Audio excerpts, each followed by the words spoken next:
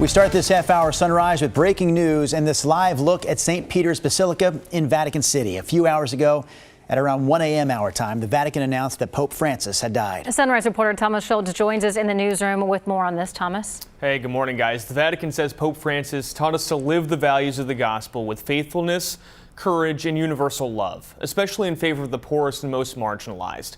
Pope Francis reformed the church as Supreme Pontiff. He supported LGBTQ rights, immigrants, and the poor, and served as the leader of the Catholic world for 12 years beginning in 2013, succeeding Benedict XVI, who became the first pope to ever resign. Before Benedict XVI was Pope John Paul II, who served for 27 years.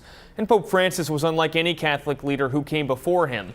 Before entering the priesthood, he worked as a nightclub bouncer in Argentina. In 2013, he became the first pope from the Americas.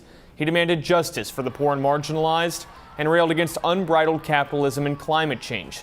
Francis's death comes just 24 hours after tens of thousands made their way to the Vatican to celebrate Easter. He wanted to be there for Easter, and he was.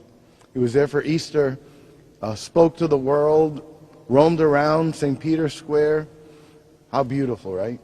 And then I think the Lord said, Pope Francis, good work. The work has been completed now. He's been called home. And around the world, leaders are echoing that sentiment. In the U.S., President Trump wrote on his Truth Social platform, "Rest in peace, Pope Francis. May God bless him and all who loved him."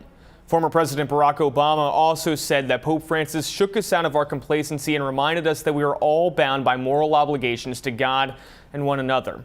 He was 88 years old.